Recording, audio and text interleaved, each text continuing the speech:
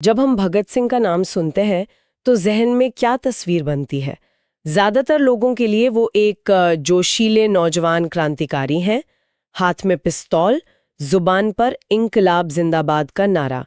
लेकिन क्या इस तस्वीर के पीछे एक और भगत सिंह भी है, एक विचारक जिसके हाथ में कलम थी और दिमाग में गहरे सवाल? यही तो सबसे दिलचस्प बात है। उनकी शहादत इतनी बड़ी है कि वो अक्सर उनके विचारों पर हावी हो जाती है। हाँ, लोग उनकी बहादुरी को याद रखते हैं, लेकिन उनकी जो बौद्धिक गहराई है उसे अक्सर नजरअंदाज कर देते हैं। सही बात है। और इसी गहराई का सबसे बड़ा सबूत है उनका निबंध मैं नास्तिक क्यों हूं। और आज हम उसी दस्तावेज की परतों को खोलने जा रहे हैं। ये सिर्फ एक लेख नहीं है, बल्कि एक वैचारिक घोषणा पत्र जैसा है। बिल्कुल। हमारा मकसद ये समझना है कि भगत सिंह की नास्तिकता महज अंग्रेजी हुकूमत के खिलाफ एक गुस्सा या उस दौर का कोई फैशन नहीं थी। नहीं, ये एक बहुत ही गहरी, सोची समझी और तर्क पर आधारित यात्रा का पड़ाव था। और इस निबंध की अहमियत इस बात से 1000 गुना बढ़ जाती है कि ये कब और कहां लिखा गया। हाँ, ये बहुत जरूरी है। इसे समझे बिना हम इसके मर्म तक पहुंच ही नहीं सकते। भगत सिंह ने ये लाहौर सेंट्रल जेल में लिखा था। जब उन्हें फांसी की सजा सुनाई जा चुकी थी, वो जानते थे कि उनकी जिंदगी के दिन गिने चुने हैं। ये बात तो रोंगटे खड़े कर देती है। मतलब एक ऐसा इंसान जो मौत के दरवाजे पर खड़ा है, वो दुनिया को जो आखिरी बात बताना चाहता है, वो उसकी नास्तिकता का कारण है। सोचिए। या किसी तरह के दिखावे या अहंकार या फायदे की तो कोई गुंजाइश ही नहीं बचती। बिल्कुल नहीं। ये उनके विचारों की सबसे ईमानदार और खरी अभिव्यक्ति है। यहाँ कोई राजनीतिक मजबूरी नहीं है, किसी को खुश करने की कोशिश नहीं है। सिर्फ एक दिमाग है जो अपनी अंतिम घड़ी में भी तर्क और सत्य की खोज में लगा है। ये वैचारिक स्पष्टता ही भगत सिंह को उनके समकालीन कई नेताओं से अलग करती है। तो चलिए इसी वैचारिक स्पष्टता की पहली सीढ़ी पर कदम रखते हैं। निबंध की शुरुआत एक ऐसे सवाल से होती है जो हजारों सालों से दार्शनिकों और आम इंसानों को परेशान करता आया है। हाँ, जिसे द प्रॉब्लम ऑफ ईविल भी कहते हैं। हाँ, अन्याय का सवाल। भगत सिंह कोई घुमा फिरा कर बात नहीं करते। वो सीधे पूछते हैं, अगर एक सर्वशक्तिमान, सर्वज्ञ और दयालु ईश्वर मौजूद है, तो फिर इस दुनिया में इतनी पीड़ा, इतनी गरीबी, इतना शोषण क्यों है? क्यों एक बच्चे का जन्म ऐसी जगह होता है जहां वो भूखा मरने के लिए मजबूर है? क्यों करोड़ों लोगों को जानवरों से बदतर जिंदगी जीनी पड़ती है? और ये उनके लिए कोई किताबी सवाल नहीं था। उन्होंने इसे अपनी आंखों से देखा था। बिल्कुल। किसानों पर जमींदारों का जुल्म, मिल मजदूरों की बदहाली और अंग्रेजी हुकूमत का बर्बर चेहरा। तो ये सवाल उनके अंदर से आया था, किसी दर्शन की किताब से नहीं। ठीक, यही बात है। जब वो ये सवाल पूछते हैं तो वो एक तरह से उस पूरे पीड़ित समाज की आवाज बन जाते हैं। अब देखिए, इस सवाल का पारंपरिक जवाब क्या होता है? धर्म अक्सर कहता है कि ये तुम्हारे पिछले जन्म के कर्म हैं। हाँ, या फिर ये ईश्वर की लीला है। या ये ईश्वर की लीला है जिसे तुम समझ नहीं सकते, या फिर ये तुम्हारे भाग्य में लिखा है। इसका ये जवाब तो एक तरह से पीड़ित को ही उसकी पीड़ा के लिए जिम्मेदार ठहरा देते हैं। बिल्कुल। या फिर उसे चुप करा देते हैं कि सवाल मत पूछो, बस स्वीकार कर लो। बिल्कुल। और भगत सिंह इसी तर्क को जड़ से पकड़ते हैं। वो कहते हैं कि ये सारे जवाब दरअसल असली अपराधी पर पर्दा डालने का काम करते हैं। ये एक राजनीतिक हथियार है। अच्छा। जब एक गरीब किसान पूछता है कि मैं क्यों भूखा हूं, तो उसे ये कहकर बहला दिया जाता है कि ये भगवान की मर्जी है। उसका ध्यान जमींदार या शोषक व्यवस्था से हटकर एक काल्पनिक शक्ति की तरफ मोड़ दिया जाता। तो भगत सिंह धर्म को सीधे सीधे शोषक वर्ग के एक टूल, एक औजार की तरह देख रहे थे। ये तो बहुत ही रैडिकल विचार था, है ना, खासकर उस समय में। बहुत रैडिकल। उस समय में जब ज्यादातर राष्ट्रवादी नेता धर्म और संस्कृति की दुहाई दे रहे थे, तब वो कह रहे थे कि समस्या ऊपर आसमान में नहीं, यहीं जमीन पर हमारे बनाए हुए सिस्टम में है। इंसानी दुखों का कारण कोई दैवीय श्राप नहीं, बल्कि सामाजिक, आर्थिक और राजनीतिक ढांचा है जो कुछ लोगों को बेशुमार ताकत देता है और बाकियों को गुलाम बनाता है। और धर्म इस शोषणकारी ढांचे को एक नैतिक और आध्यात्मिक जामा पहनाकर उसे बनाए रखने में मदद करता है। तो अगर समस्या सिस्टम में है, तो इसका समाधान भी यही खोजना होगा, प्रार्थना या पूजा से नहीं। हाँ, लेकिन भगत सिंह तो इससे भी एक कदम आगे जाते हैं ना। वो बताते हैं कि धर्म कैसे इस समाधान को खोजने से ही हमें रोकता है। हाँ, और ये उनके तर्क का दूसरा बड़ा स्तंभ है। अगर पहला बिंदु था अन्याय को पहचानना, तो दूसरा है उस अन्याय के खिलाफ संघर्ष की प्रेरणा। भगत सिंह देखते हैं कि धर्म अक्सर लोगों को निष्क्रिय और भाग्यवादी बनाता है। सब कुछ भगवान पर छोड़ दो। हाँ, सब कुछ भगवान पर छोड़ दो, ऊपर वाला सब देख रहा है, वही न्याय करेगा। इस तरह की बातें इंसान से उसकी एजेंसी, मतलब कुछ करने की, अपनी दुनिया बदलने की क्षमता ही छीन लेती हैं। ये तो वैसा ही हुआ कि किसी के घर में आग लगी हो और वो पानी लाने के बजाय बैठकर बारिश की प्रार्थना करने लगे। क्या बात है, बहुत अच्छी उपमा है। भगत सिंह यही कह रहे थे। वो इंसान को उसकी असली ताकत याद दिला रहे थे।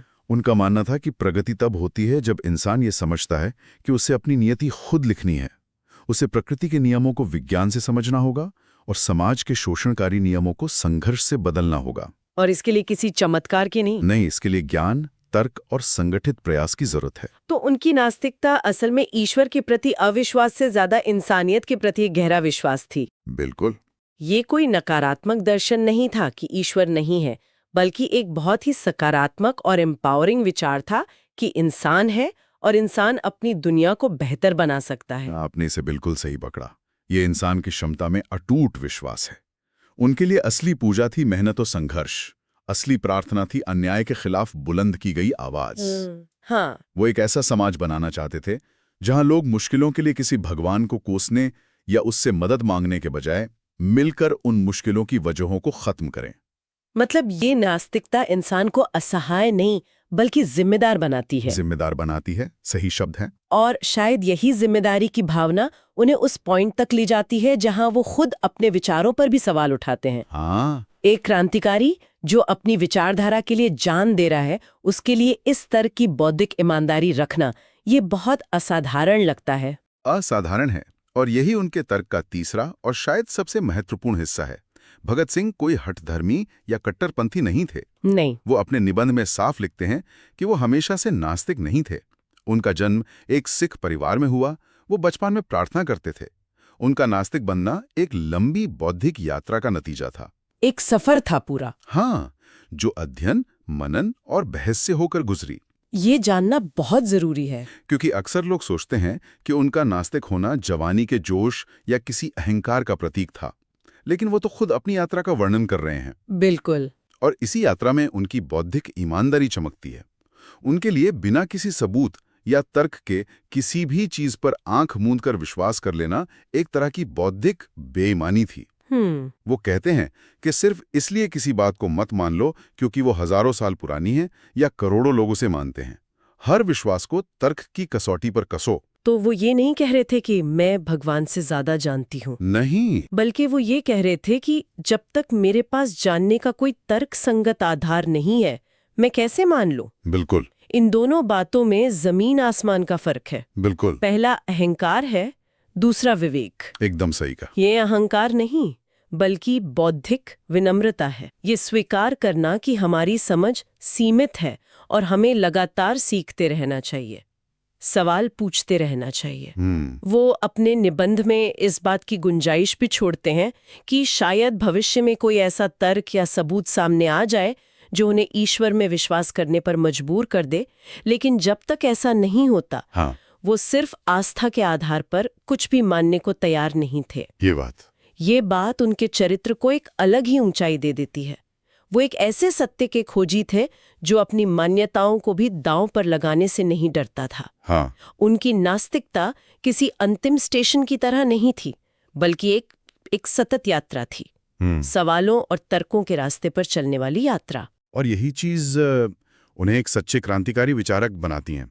वो सिर्फ अंग्रेजों की गुलामी से आजादी नहीं चाहते थे, वो विचारों की गुलामी से भी आजादी चाहते थे। किस तरह की गुलामी? अंधविश्वास की गुलामी, भाग्यवाद की गुलामी और बिना सोचे समझे किसी भी सत्ता को स्वीकार कर लेने की गुलामी। जब हम इन तीनों बिंदुओं को एक साथ जोड़कर देखते हैं, अन्याय पर तीखा सवाल, इंसान की क्षमता में अटूट विश्वास और तर्क पर आधारित बौद्धिक ईमानदारी, तो भगत सिंह की एक बिल्कुल नई और कहीं ज्यादा मुकम्मल तस्वीर उभरती है। हाँ, ये एक ऐसे विचारक की तस्वीर है जिसका सपना सिर्फ राजनीतिक सत्ता का हस्तांतरण नहीं था, बल्कि एक नए समाज का निर्माण था।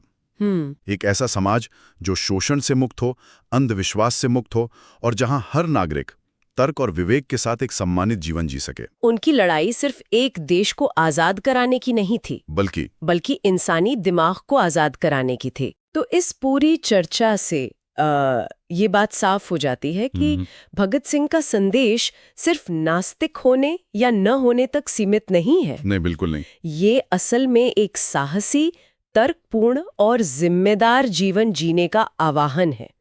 ये अपनी बुद्धि का सम्मान करने और इंसानियत में विश्वास रखने का संदेश है। बिल्कुल। ये रचना सिर्फ एक लेख नहीं, बल्कि अंधविश्वास, भाग्यवाद और उस हर विचारधारा के खिलाफ एक घोषणा पत्र है जो इंसान को कमजोर और सत्ता को मजबूत बनाती है। हाँ। ये विवेक और मानवता की आवाज है। यह हमें बार बार याद दिलाता है कि इस दुनिया को बेहतर बनाने की जिम्मेदारी किसी अदृश्य शक्ति की नहीं, बल्कि हम सब की सामूहिक जिम्मेदारी है। और ये विचार आज के दौर में शायद और भी ज्यादा प्रासंगिक हो गए हैं। सही कहा। आज जब हम हर तरफ से सूचनाओं और दावों से घिरे हुए हैं, जहां सच, झूठ और अफवाहों के बीच फर्क करना मुश्किल हो गया है, बहुत ज्यादा, वहां भगत सिंह का ये कहना कि हर चीज को तर्क की कसौटी पर कसो हमें एक रास्ता दिखाता है। सही कहा आपने। उनका संदेश है कि अनुयायी मत बनो, नागरिक बनो। सिर्फ मानो मत, सवाल करो। उनकी असली विरासत उनकी पिस्तौल या बम में नहीं, बल्कि उन विचारों में है जो हमें सोचने और सवाल करने के लिए उकसाते हैं। उनकी असली जीत तब होगी जब हम उनके जैसे सवाल पूछने की हिम्मत करेंगे। ये सब जानने और समझने के बाद एक सवाल मेरे जहन में घूम रहा है और मैं चाहती हूँ कि इस सवाल पर हमारे श्रोता भी सोचें। जरूर। अगर आज हम अपने व्यक्तिगत और सामाजिक विश्वासों को, चाहे वो धार्मिक हों, राजनीतिक हों या सांस्कृतिक, भगत सिंह की तरह बिना किसी डर के तर्क, सबूत और बौद्धिक ईमानदारी की कसौटी पर परखना शुरू कर दें, तो हमारे समाज का चेहरा कैसा होगा? क्या बदलाव आ सकते हैं?